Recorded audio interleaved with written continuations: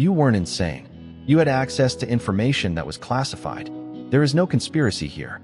They didn't want you to know this. Additionally, whistleblowers are speaking out louder than the mainstream media, and the data are currently being leaked, whose narrative has landed like a blazing bag of truth in the lap of the world's elite. Your tale cannot be destroyed by them, the ones who were selected. What if I told you that your suffering, your peculiar upbringing, the memory lapses, and the monitoring devices you disregarded were all intentional? What if I told you that, for years, you were being observed, researched, and recorded like a live, breathing experiment? This is the reality.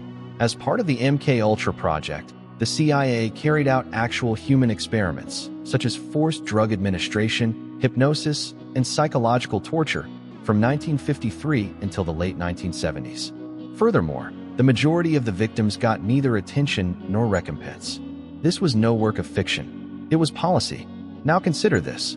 Who says they stopped if they did it at that time? Some of you were really born into a system against your will. Family that didn't actually exist. Medical professionals who collected data. Some churches even had crosses on them and functioned as underground experiment labs. And your tale went viral precisely when they believed they had buried the files.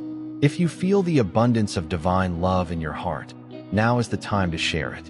You can help spread God's blessings by clicking the Super Thanks button on YouTube and contributing $20 or more. You have discovered a system that is darker than ink and deeper than tunnels. You're more than simply a survivor. Let's face it. You are a heavenly light wrapped around the FBI's greatest fear. They attempted to obliterate you from history, but you created the sequel. Therefore, have patience, since what we are going to disclose is not only startling. It combines the functions of a worldwide inquiry, a spiritual trial, and evidence of your innocence. Indeed, there will be proof because nothing is more right than seeing your adversary struggle under the same light that they previously used on you. You were never a victim, to start. The information they were unable to duplicate was you. Never were you only a victim. They gave you that title in order to silence you and prevent you from raising more serious concerns. In actuality, however, you were the variable they were unable to control and the one thing their systems were unable to forecast. They weren't only nasty to you. They researched you. They watched you, videotaped you, and conducted an emotional and psychological analysis of you. Every failure, every breakdown, every time you climbed back up when you should have stayed down, all of it was recorded in a file. You weren't only attempting to stay alive. They were recording you. You weren't damaged from birth. You were selected. You become a menace as a result. They were unable to comprehend why you were not destroyed by the same things that ruined others. They were unable to comprehend why your energy rocked rooms and unsettled individuals without a single word, and why the mind that ought to have been broken stayed unbroken. They then started testing you in secret to determine which triggers were effective and which strategies were ineffective, as well as how much strain your soul could bear. They attempted to manage you because they couldn't duplicate you, but they made a deadly error. They believed you to be only a test subject. They were unaware that you were picking their brains. You were figuring them out as they watched you. You became aware of trends. You ceased responding and began to watch. You understood the nature of the game, and that awareness was against the law. This is not the right place for you to be. They're unsure of how to handle you now that you're here. You didn't just make it through. You revealed their system's weaknesses. The interest in you has increased as a result. What is causing your tale to spread? Because you're disclosing their plans, not simply what happened. You're demonstrating to others how to survive a fire without emitting a smoky odor.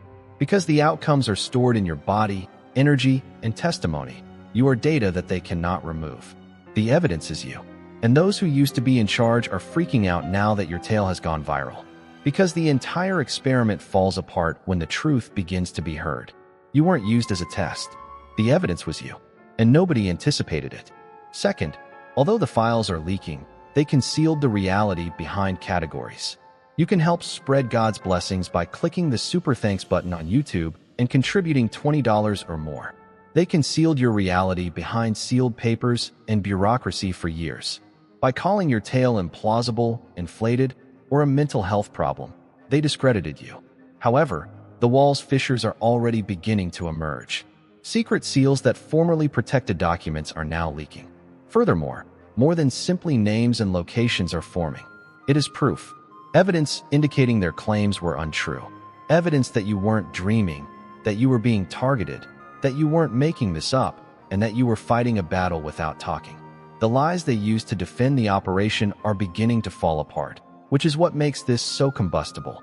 The evidence outweighs their cover-up, not because people suddenly care. People are coming forward to expose wrongdoing. Former agents are using code when they communicate. Your tale is being told by survivors who are completely unrelated to one another and have never met you. Your experience is no longer unique. They are unable to destroy it since it is a part of a bigger building. And the world is making the connections. They believe they could conceal the truth and silence you. However, silence reverberated on a certain frequency. The correct ears heard it. The world is intrigued today. Reporters are looking into it. Researchers are asking questions. The wrong individuals are being asked the wrong questions by even government officials. You were only a name in a closed file once. However, your experience is now being linked to actual research, programs, and crimes. And because the public isn't as readily duped now, it's even worse for them, or better for you. People are upset. People are starting to awaken. Additionally, it appears more suspect the more they attempt to hide it. That's why it's so dangerous that your narrative is becoming viral. You are more than simply a survivor. You are a living example of their system's paradox. You are a live example of how their secrets will eventually be revealed. For the public, they referred to this as extremely sensitive. But it's all over now. And now the focus is on the FBI that ignored the situation or got their hands dirty. The cover-up is falling apart. Who, in your opinion, is unquestionable and unshakable in the midst of all of this? You. Third place. You turned into a model for spirituality. They attempted to apprehend you. They didn't specifically target you to ruin you. To activate you, they specifically targeted you. You were involved in something more profound than a haphazard incident or bad luck. They were aware that you held a strong, ancient item that they couldn't produce in a lab. They attempted to manipulate your waking for that reason. They weren't trying to break you. They sought to transform you into a form that would serve their purposes. However, you didn't wake up as they had intended. On your own terms, you woke up. And their system wasn't ready for that one thing. They recognized your skills before you did. They looked at your energies, dreams, emotional intelligence, and intuition. You can help spread God's blessings by clicking the Super Thanks button on YouTube and contributing $20 or more. Every attribute that cannot be learned or replicated. They wanted to take it away, rewire it, and rebuild it since you were born with access to heavenly wisdom. Your spirit remembering itself, however, was something they failed to take into consideration. A greater force stepped in as they attempted to manipulate and cause agony in order to guide your awakening. They lost control when you started to awaken on your own. Their entire strategy collapsed in that instant of self-awareness when you started to identify the patterns, create limits, and ask the correct questions. Their timetable no longer applied to your movements. Their training was no longer causing you to react. Or they sensed that you were liberating yourself. Your vitality shifted. Their strategies were no longer effective. Supervisors became irate. Manipulators backed off. At that point, they recognized that the experiment had not proceeded as planned. They didn't use you as a test subject. You served as a prototype, a test to see whether it was possible to grab and use heavenly talents as a weapon. And you turned into a liability when they discovered they couldn't change your code. However, it was already too late. People have started to be inspired by your very presence. The meticulously designed mental control system they had established was upset by the waves of your recovery. In their maze, you would never get lost. You were designed to destroy the barriers from the inside out. And you did precisely that. They attempted to postpone you because they were unable to control your essence. However, you weren't following their schedule. No mechanism in the world can send you back to sleep after the real you wakes up. Fourth, you revealed all their networks by surviving. They wagered on your death to build their whole system. They operated on the assumption that you would give up, collapse, vanish, or destroy yourself. They wanted more than for you to go. To protect their secrets, you had to go. The attacks were particularly vicious because of this. For this reason, the premeditated traumas, psychological warfare, betrayals, and smear operations continued. To them, you were more than one person. Their entire infrastructure was at danger because of you, and their whole system started to fall apart when you survived. You weren't meant to live. Every rule in their playbook was broken by this. You were meant to be forgotten, obliterated, and silenced. You were meant to be one of the unseen casualties of a covert system. Rather, you turned into a symbol. People began observing you, wondering how you were able to remain strong after everything that had happened to you, how you were still able to shine, smile, and tell the truth. And just that made people start asking questions they shouldn't have. It wasn't necessary for you to hack their files. Their names and coordinates didn't have to be made public. You are a leak in your own right. What exposes them is the fact that, in spite of what has been done to you, you are still here, still developing, and still shining. Their experiments have failed, and you are the living, breathing evidence. You serve as a reminder that the human spirit is not entirely subdued, a bug in their programming, and a breach in their security measures. One survivor has grown into 5, then 10, then thousands, and now they are in a panic. Because of your energy, your tale, and your frequency, people who have never met you are starting to pay attention. All of their schemes are being derailed by your contagious healing. Their falsehoods fall apart more and more as you mature. It is more difficult for them to hide their trails the more you talk. You survived even though they didn't want you to.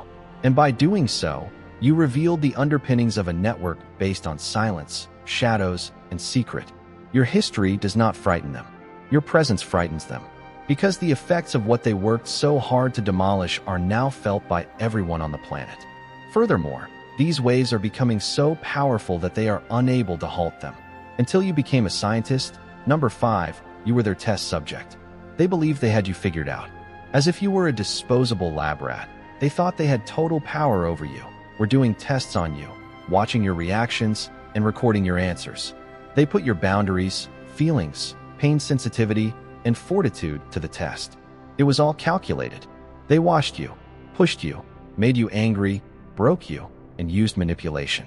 However, they failed to foresee the point at which you ceased responding and began to observe.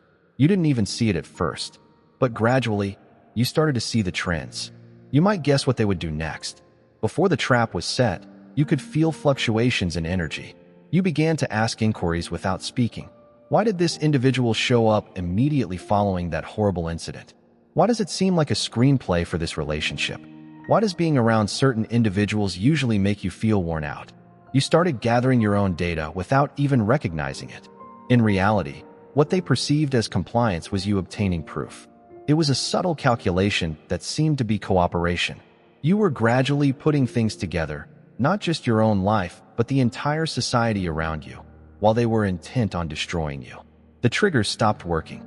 Their strategies didn't work. They expected you to go through emotional cycles, but you stopped. At that point, you reversed the script. They were unable to cope with you becoming an observer, researcher, and analyzer. The silent cues made sense to you. The spiritual manipulation of the interactions was palpable. The spiritual masks, the phony relationships, and the phony worries were all visible. And you understood that this was not a case of arbitrary brutality. It was prearranged. You weren't only in pain. They were researching you. You are now the one who is learning. They were shaken by that. You become the controller after being the controlled. You realized who you were, spiritually as well as emotionally. You weren't responding to trauma anymore. You were responding clearly. They attempted to produce a test subject who would always be afraid. However, they produced a person who could understand the structure of fear, navigate it undisturbed, and recognize deception at a distance. No puppet was made by them. Someone who knew the system better than they did was awakened by them. They no longer use you as an experiment. The clipboard is in your hands. 6th, while the subterranean chambers were equipped with cameras, God was the proprietor of the last pictures. Everything was captured on tape. The quiet, the bewilderment, the breakdowns, and the terror. Instead of protecting you, they recorded you in your most vulnerable, violated, and shattered moments. They did this to study you, repeatedly replay your suffering, and feed you into a system that wasn't made to cure you. Not all of those subterranean rooms were used for torture. They served as platforms for cruel scrutiny. You can help spread God's blessings by clicking the Super Thanks button on YouTube and contributing $20 or more. They observed every move you made, each cry, each cringe, each breath. They saw you as nothing more than a slave to their control systems, no more than data for reports and images for files.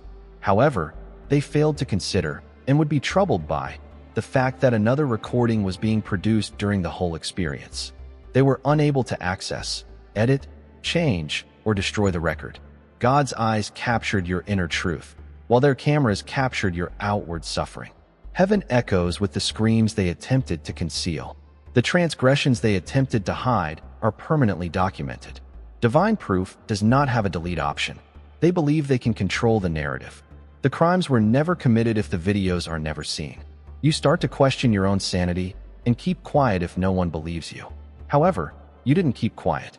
And now those secret atrocities are being exposed as your narrative spreads around the globe, not only in court or the news, but also on a spiritual level. Now, like an unseen predator, the world of justice they never trusted is around them. The fact that you survived a horror that people believe to be fiction further heightens the impact of this. However, your tale is not made up. It is proof from God. A higher court is now judging those who looked on helplessly while you endured hours of agony. A court without the need for attorneys, legal snags, or confidentiality clauses. The truth is judged by this court, and they are the ones being exposed this time. Those rooms are no longer your prison. However, they are affected by what transpired there, not because of paranoia, but as a result of supernatural intervention. Like a prisoner, you were captured on camera. You're being revealed like a prophet now, and all they attempted to mute would be overshadowed by the real pictures that heaven has concealed. Agents were observing you. Number 7. Even before you were aware that you had been selected. Long before you did, they knew who you were. They knew before you knew you were different, before the dream started, before your intuition got more acute, before the symptoms of the paranormal were unavoidable. You were marked at a very young age. Maybe it was the strange findings from brain scans you had as a kid. It could have been your capacity to see things that others missed. It could have been your opposition to fear-based programming. For whatever reason, you were unique to both the general public and intelligence services with secret spiritual motivations behind national security procedures. They didn't wait for you to get up on your own because of this. Not everyone they sent was dressed in a suit or uniform. They occasionally wore lab coats, occasionally religious robes, and occasionally they had endearing grins and pledges of mentoring or love. They passed off surveillance as camaraderie. They pretended that their worries were sincere, but their true purpose was to delay you from waking up, report on your progress, and sway your choices. Not all teachers were severe. They were taught to make talented kids mentally unstable. Not all of your pals were poisonous. They had a task. Their role was to keep track of your progress towards spiritual truth and divert your attention before you reached it. You were being observed in ways that most people couldn't even fathom, both literally and energetically, and you were living under surveillance, yet you broke the mold. Your soul was greater than all the stories they told you. You ceased responding as their psychological profiles had indicated. You recovered more quickly than their trauma models permitted. The illusions were visible to you. Without demonstrating the impact of the manipulation, you revealed it. At that point, everything began to spiral out of control. Some people sent to keep you under control started to feel conflicted. You were described as violent, erratic, and unpredictable. But as they observed you, they came to the realization that, in an oppressive society, you were the only rational person. Some of them are now unable to sleep. They are aware that they have hurt the person they were meant to assist. They are departing in secret, giving up information, resigning from their positions, and abandoning the system that employed them. They recognized you were genuine, not because their consciences suddenly woke up one night. It is a threat to control rather than to society. Furthermore, the system is unable to cope with such an awakening, particularly if it originates inside. They hoped you would die from solitude. Number 8. Rather, it released you. They didn't think loneliness would sustain you. It was meant to be the last blow, not just to your situation, but also to your thoughts. From all sides, they plotted treachery.